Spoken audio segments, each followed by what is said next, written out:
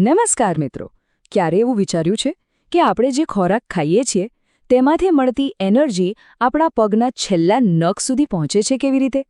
તો આજે આપણે આપણા શરીરની અંદર રહેલી આ અદ્ભુત ટ્રાન્સપોર્ટ સિસ્ટમ એટલે કે માનવ શરીરમાં વહનની એકદમ રોમાંચક સફર કરવાના છીએ.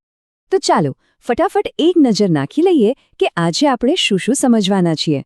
સૌથી પહેલા આપણે આપણા પરિવહન તંત્રને ઓળખીશું, પછી એના મુખ્ય ઘટકો વિશે જાણીશું. એ પછી વાત કરીશું આપણા નોન સ્ટોપ પંપ એટલે કે હૃદયની, રક્તવાહિનીઓના નેટવર્કની અને છેલ્લે આ આખી સિસ્ટમ પોતાની જાળવણી કેવી રીતે કરે છે એ સમજીશું. તો ચાલો શરૂઆત કરીએ. આપણા શરીર સામે એક મોટો સવાલ છે.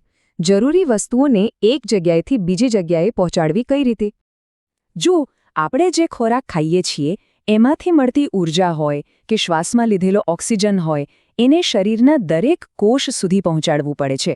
આ બધું એક જગ્યાએથી બીજી જગ્યાએ જાય છે કેવી રીતે? એની પાછળ એક જબરદસ્ત સિસ્ટમ કામ કરે છે. અને આ સવાલનો જવાબ છે આપણું પોતાનું એકદમ અદ્ભુત પરિવહન તંત્ર. એ બિલકુલ એક સુપરફાસ્ટ કુરિયર સર્વિસ જેવું છે, જે જરૂરી સામાન પહોંચાડે છે અને નકામો કચરો પાછો લઈ આવે છે. સારું, તો આ આખું તંત્ર કામ કેવી રીતે કરે છે એને સમજવા માટે ચાલો એના મુખ્ય ભાગોને જોઈએ. આખી સિસ્ટમ મુખ્યત્વે 3 વસ્તુઓ પર ચાલે છે. એક છે પાવરફુલ પંપ, જે છે આપણું હૃદય. બીજું લાંબા લાંબા રસ્તાઓનું નેટવર્ક, એ છે આપણી રક્તવાહિનીઓ. અને ત્રીજું આ રસ્તા ઉપર દોડતું ડિલિવરી વાહન, એટલે કે આપણું રુધિર, આપણું લોહી. ચાલો આ રુધિરને જરા નજીકથી જોઈએ. એનો જે પ્રવાહી ભાગ છે ને એને પ્લાઝમા કહેવાય. સમજો કે આ એક નદી છે જેમાં ખોરાક, કાર્બન ડાયોક્સાઇડ અને બીજો કચરો ઓગળેલો હોય છે. અને આ નદીમાં નાનકડી હોડીઓની જેમ રક્તકણો તરે છે, જેમનું કામ શું? ફેફસામાંથી ઓક્સિજનનો કિંમતી સામાન ભરીને શરીરના ખૂણે ખૂણા સુધી પહોંચાડવાનું. ચાલો હવે વાત કરીએ આ આખા તંત્રના એન્જિનની, આપણા શરીરના નોન સ્ટોપ પંપની, એટલે કે આપણા હૃદયની. આ આપણી મુઠ્ઠી જેટલું નાનું દેખાતું અંગ ખરેખર એક પાવર હાઉસ છે. એ સતત ધબકતું રહે છે, 1 મિનિટ પણ આરામ કર્યા વગર, આપણા જન્મથી લઈને મૃત્યુ સુધી. જબરદસ્ત કહેવાય ને? પણ એક મિનિટ, આ પંપને 4 અલગ અલગ રૂમમાં કેમ વહેંચવામાં આવ્યું છે? શું કારણ હશે? કારણ બહુ જ મહત્વનું છે.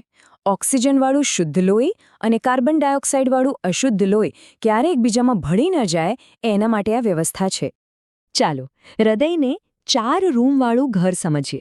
ઉપરના 2 રૂમ એટલે કે કર્ણકો એ લોહીને રિસીવ કરે છે. જમણું કર્ણક આખા શરીરમાંથી આવેલું CO2 વાળું લોહી લે છે અને ડાબું કર્ણક ફેફસામાંથી આવેલું ફ્રેશ ઓક્સિજનવાળું લોહી લે છે. હવે નીચેના 2 રૂમ એટલે કે ક્ષેપકો એ છે પમ્પિંગ સ્ટેશન. એ પૂરા જોરથી લોહીને બહાર ધકેલે છે. હવે એક મજાની વાત, ક્ષેપકોની દિવાલો છે ને એ કર્ણકો કરતાં ઘણી જાડી અને મજબૂત હોય છે. કેમ ભાઈ?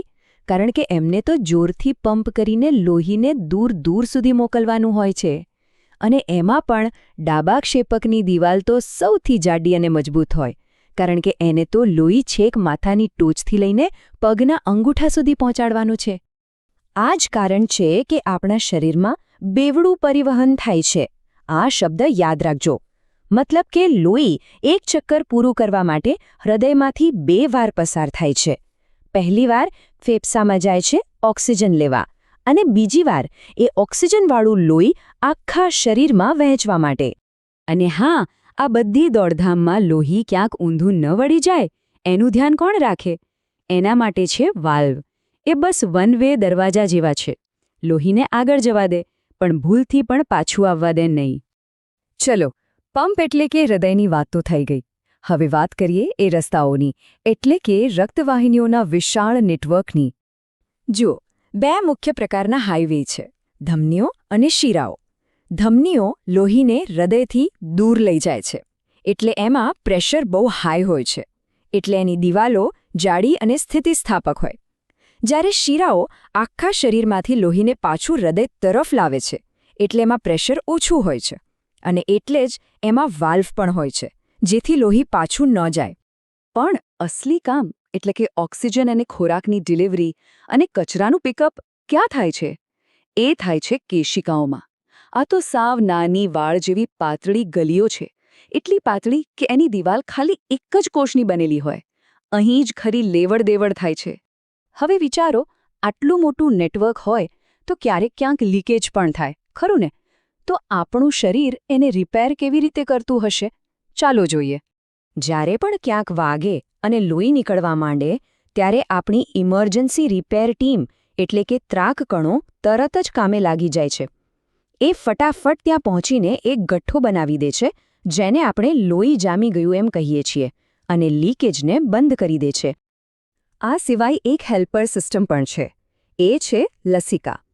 આ એક બીજું પ્રવાહી છે, જે કેશિકાઓમાંથી થોડું ઘણું જે પ્લાઝમા બહાર નીકળી ગયું હોય એને ભેગું કરવાનું, ચરબીનું વહન કરવાનું અને એ બધા વધારાના પ્રવાહીને પાછું લોહીમાં ભેળવવાનું કામ કરે છે.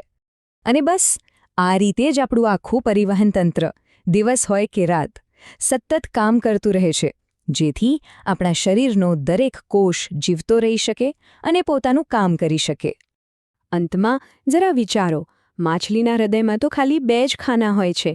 લોહી એના હૃદયમાંથી એક ચક્કરમાં એક જ વાર પસાર થાય. તો વિચારો કે આપણું એ 4 ખાનાવાળું હૃદય અને બેવડું પરિવહન આપણને કેટલી બધી વધારે એનર્જી અને કાર્યક્ષમતા આપતું હશે, ખરું ને?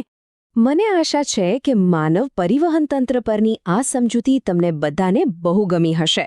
જો આ માહિતી તમને ખરેખર ઉપયોગી લાગી હોય તો આને લાઇક જરૂર કરજો, તમારા મિત્રો સાથે શેર કરજો અને આવા જ બીજા વિષયોને સરળ ભાષામાં સમજવા માટે સંજય મેથ્સ એન્ડ સાયન્સ એકેડમીને સબસ્ક્રાઇબ કરવાનું ભૂલતા નહીં. ખૂબ ખૂબ આભાર.